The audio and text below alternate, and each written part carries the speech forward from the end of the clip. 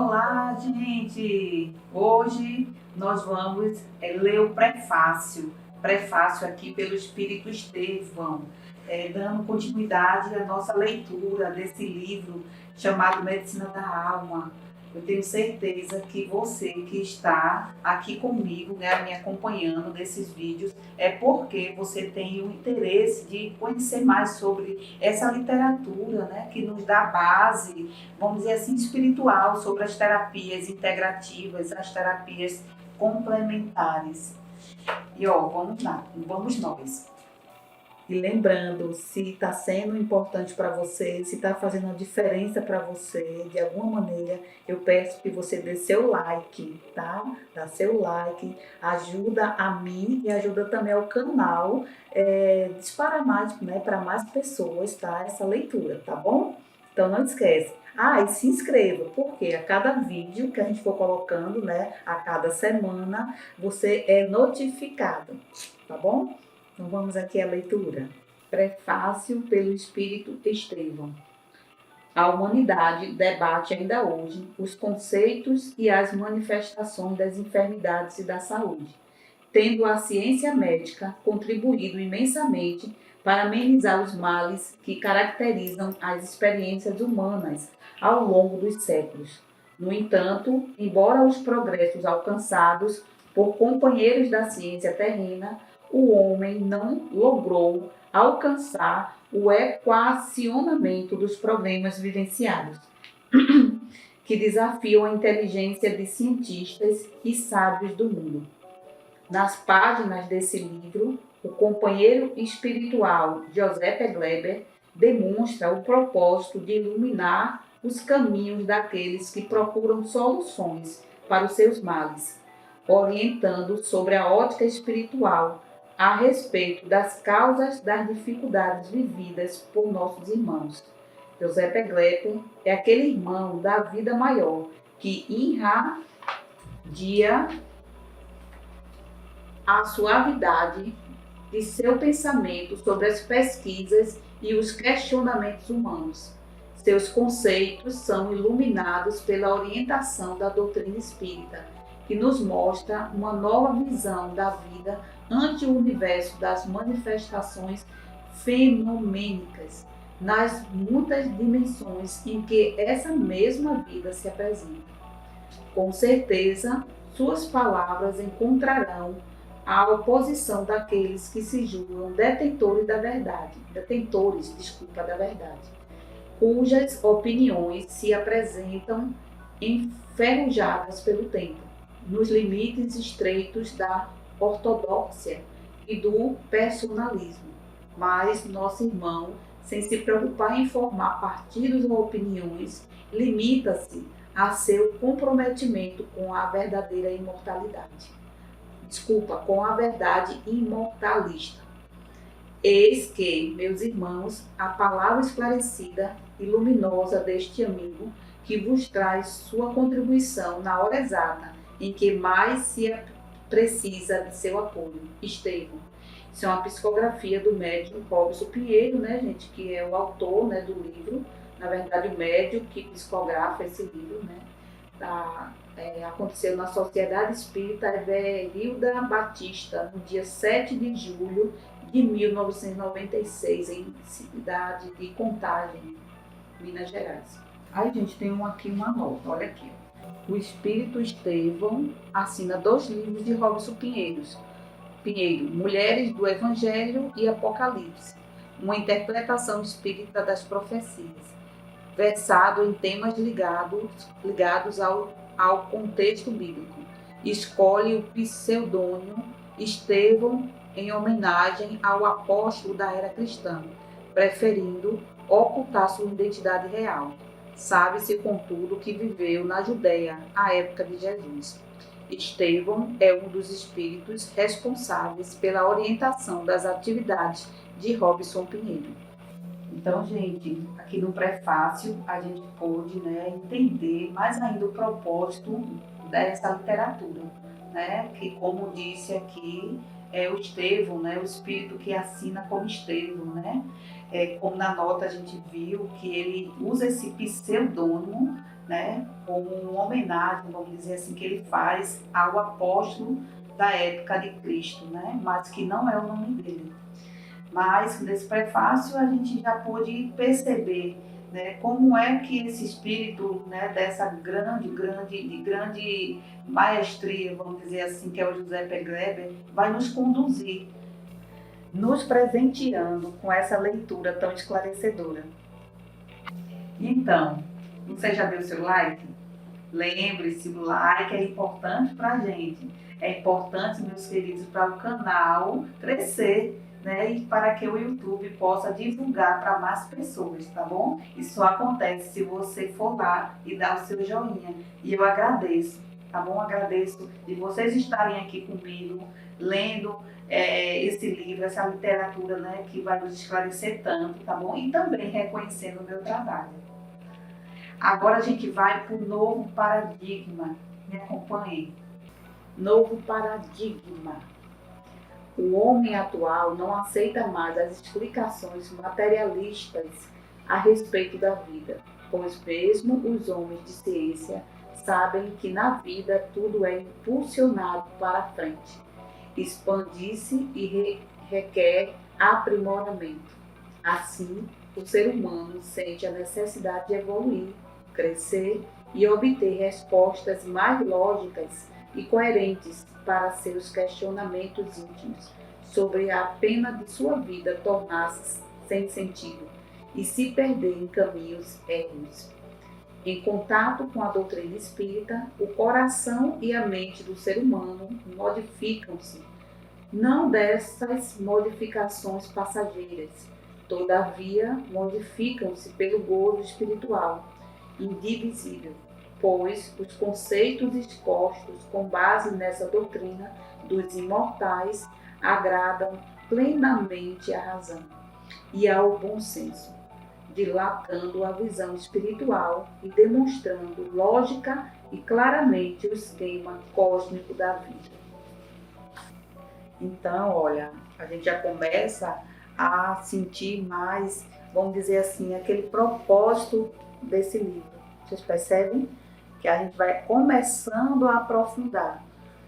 O sentido do livro é sobre isso, é sobre trazer respostas em que antes, né, vamos dizer, a visão materialista não nos preenchia, ficava esse vazio. Eu confesso a vocês que é por isso que eu escolhi esse livro, né, há 10 anos atrás, e estou escolhendo reler ele. Porque enquanto pessoa, vamos dizer, encarnada, né, como nós estamos, e também, né, quem trabalha como terapeuta, a gente tem que buscar o sentido do que a gente está fazendo, né? Trabalhamos com vários públicos, né, várias pessoas, independente, gente, de credo religioso, mas a ciência espírita, ela dá fundamento, ela dá a base, como ele disse, a base lógica. Então, se a base é lógica, é independente de credo religioso. Isso também traz luz para as terapias, que é isso que a gente quer. Vamos continuar. Neste livro, tentamos mostrar que a chave para resolver os problemas da humanidade não se encontra fora de nós, em uma ação externa, na ação da instrumentalidade científica ou na erudição dos velhos livros, tampouco na prolixidade que substitui a substância, a palavra de algum gênio ou filósofo que expõe o homem ao materialismo arcaico e o submete à sentença de uma ciência cega e utilitária, a mesma ciência que toma os valores imortais como questões místicas, mas se perde em meio ao caos das finanças, que substitui, em muitos casos, o compromisso do cientista que deveria ser com a própria vida. A aposta é apresentada nessas páginas à luz da doutrina espírita como um novo paradigma para a medicina terrena e a certeza para todos os meus irmãos de que é na interiorização, avançando e superando os limites de si mesmo, que se adquire a harmonização da vida, até grifei aqui, gente, como vocês estão vendo, de que é através da grande viagem para os domínios do espírito, do conhecimento do eu, escala primeira para todos os mergulhos nas profundezas do si, né? Que se faculta a oportunidade de autodescobrir-se em meio ao eterno transformismo do mundo dos fenômenos. Os conceitos espiritistas, aliados ao conhecimento da realidade supradimensional do ser humano, com seus corpos energéticos, trazem uma nova resposta aos questionamentos, atuais do homem. A conscientização da realidade espiritual abrirá novos campos de pesquisa para aquele que se propõe devassar as fronteiras da matéria e integrar-se à realidade imortalista da vida, grifado de novo. Em sua busca pela evolução biológica, pela eliminação do sofrimento e o extermínio da dor, o homem não poderá eximir-se de suas responsabilidades e da própria maturação psíquica e espiritual, que o fará compreender que certos mecanismos utilizados pela Suprema Lei, embora ofereçam certos incômodos à sua vida comodista, são recursos necessários ao seu despertamento e ao seu amadurecimento íntimo.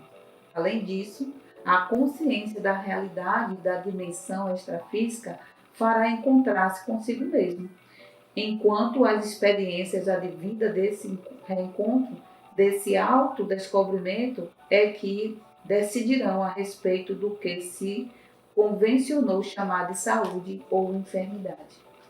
Eis aqui a proposta do nosso trabalho: devassar aos olhos de meus irmãos a realidade da vida, em outros campos vibratórios da existência, com suas leis e suas implicações para os estados conscienciais almejados por todos. Além disso, ampliar os horizontes da ciência com pesquisas que, sem guardar a pretensão de oferecer a última palavra, possam delinear uma nova perspectiva, um novo campo de trabalho e estudo, a fisiologia integral do ser, uma maturação psíquica e a realidade de uma vida que penetra os domínios da energia, além dos limites estreitos da matéria, agora ampliados pela dinâmica dos conceitos holísticos, mas de acordo com a etapa evolutiva que a humanidade adentra por processos naturais. Então, gente, tem uma nota, né, aqui na página 34, na página 35 e na página 36. Vamos ler? Tradicionalmente, os conceitos relacionados às questões religiosas não passam pelo crivo do raciocínio e da lógica.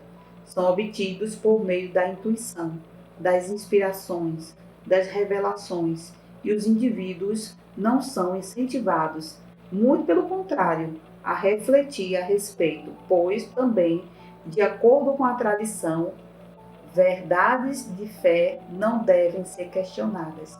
São os dogmas. Ao contrário, os postulados da doutrina espírita foram estabelecidos por Allan Kardec a partir da pesquisa dos fatos que observou em meados do século XIX.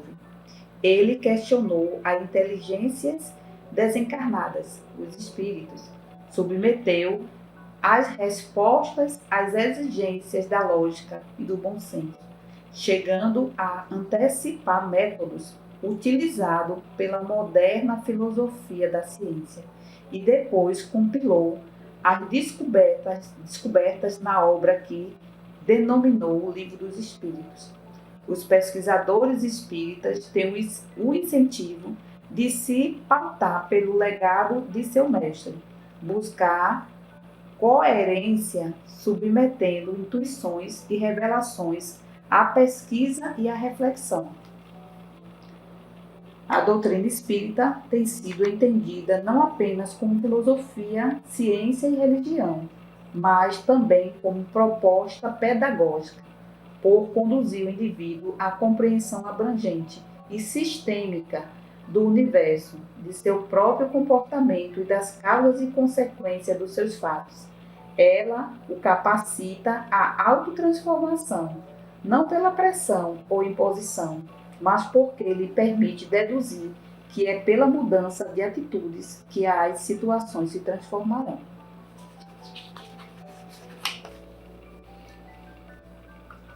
Compreendendo os postulados espíritas, ele concluiu que não se libertará do sofrimento enquanto não se candidatar a um processo de autodescoberta e autotransformação, buscando, na reeducação da alma, a transformação das causas dos males que o afligiam. Descobre, pela reflexão e observação dos fatos, que o restabelecimento de sua saúde ou a solução para os seus problemas jamais chegará por milagre, sem esforço pessoal. O assunto será abordado no capítulo 8 dessa obra. A holística é uma maneira de ver o mundo em fase de assimilação e ainda mal compreendida, porque muitos pensam que ela nega o passado, especialmente o paradigma newtoniano cartesiano.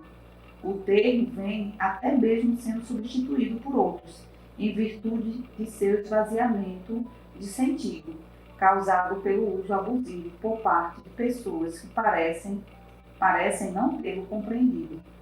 A visão holística propõe que as coisas sejam consideradas em sua totalidade, um contraponto à visão cartesiana, que busca analisar tudo dividindo em partes para conhecer, considerando que a vida se manifesta de forma fragmentada. Holos significa totalidade. Uma percepção holística do ser humano, por exemplo, leva em consideração os aspectos biológicos, psíquicos, sociais e espirituais, que são simultâneos e interdependentes. Joseph Gleiber adota essa visão em toda a obra. Isso ocorre, por exemplo, quando propõe que as diversas dimensões do indivíduo sejam consideradas num processo terapêutico. Foi Jean Smoot, 1870-1950, estadista da África do Sul, que criou a palavra holismo por volta de 1920, definindo-a como a tendência da natureza a formar, através de evolução criativa, todos que são maiores que a soma de suas partes. Ou seja, as propriedades de um sistema não podem ser explicadas apenas pela soma de seus componentes. Então, pessoal, profundo, né? Essa obra, ao final de terminar essa obra, a leitura dessa obra, nós já vamos ter mais profundidade do que de fato são as terapias holísticas, ou chamadas também de terapias sistêmicas, né? A gente já começa a se aprofundar daqui, tá bom? Não esqueçam, na próxima semana nós estaremos colocando mais um vídeo aqui. Inclusive, vou adiantar para vocês, o próximo capítulo é Saúde e Doença. Vamos nos aprofundar nessa parte, né, do livro, que será da próxima semana, tá bom? Convido vocês a não perderem. Continua firme e forte, para que a gente possa absorver, para que a gente possa agregar esse conhecimento a quem quer entender mais sobre terapias integrativas, holísticas, né, sistêmicas, tá bom? Um beijo e até a próxima.